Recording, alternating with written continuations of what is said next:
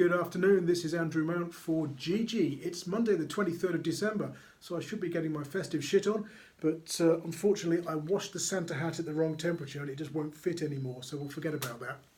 Now it's the King George in a few days' time. The Boxing Day fixtures have been out for a few hours now.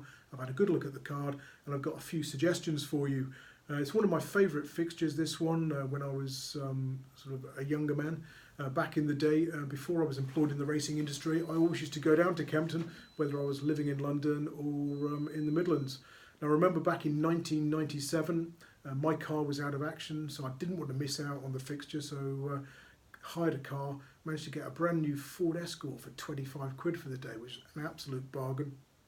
Drove down, stopped on the way down to back Seymour Business at 25 to 1, tenner each way, and had another fiver on course at 16s. He's duly won at 10 to 1. Now before you start throwing things at the screen and say after timing scum, this story does not have a happy ending. So I didn't enjoy the party because I'd been flashed by a speed camera on the way back and I thought I was going to get 3 points on my licence and a fine. And the following morning woke up and some bugger had reversed into the car and ripped the bumper off, and it cost me 250 quid in excess. So basically I played a draw on the day despite backing a 25 to 1 winner. Now this year we won't get any 25 to 1 about a Nichols runner. He's got 2 in the race, Surname heading the market, and Clan des Obeaux, last year's winner, who's round about 4 to 1, and he's the one I want to side with. Now we've only got 6 runners, but 3 of them have yet to win the 3-mile trip, something that's been crucial to King George winners over the years. And Lost in Translation, the second favourite, has yet to race at Kempton, and course form has been a key requirement as well. So combining those two factors, I keep coming back to Clan des Obeaux. Now he was beaten at Down Royal early last month on his prep run, but that's par for the course with him. He tends to lose first time out and then win on his second start. Since he was switched to fences, he's 3 from 3 second time out. All his best efforts have come on flat tracks. He's a sort of Haydock, Newbury, Kempton kind of horse. He's yet to win at Cheltenham. He's one of the likes of Exeter, but was long odds on. So a flat track, a recent run. I think everything points to Clan des Obeaux becoming yet another repeat winner of the King George. So of the other races, one of my favourite races, and perhaps one I prefer more than the King George itself, is the 3-mile Kauto Star Novices Chase, previously known as the Feltham. And there's one that really catches my eye here, and that's Black Op for Tom George. Now, of course, Tom George has done well at Kempton over the years with the like of Double Shuffle, who very nearly caused a huge upset in this race a few years ago. Now, Black Op had a season over fences last year, didn't win, so retained his novice status for the current season.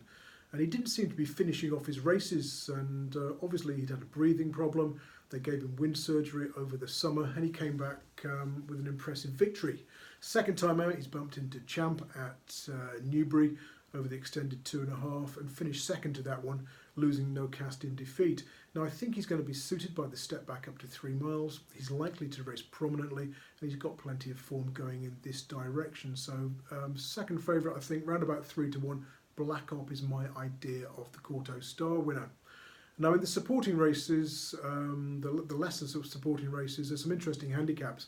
And I like a bet in the novices handicap chase, the 2.5 mile contest at 120, and that's Comanche Red for Chris Gordon.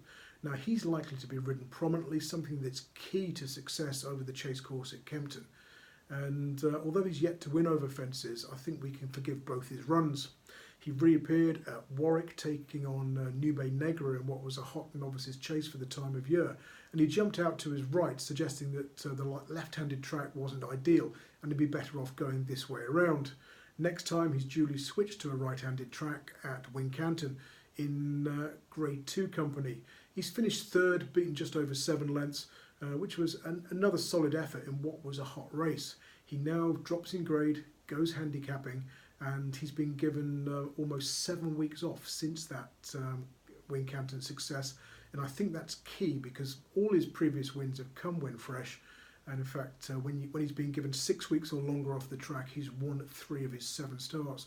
He's round about 12 to 1 or 14 to 1, and I think that's good value. So that's it from me for a few days. Just to recap, and the 120 at Kempton, Comanche Red, the 150, which is the Kauto Star Novices Chase, Black Op, And in the big race at 3:05, the King George, I'm with last year's winner, Clan des Oboe. Have a very Merry Christmas. Thanks for listening. Cheers.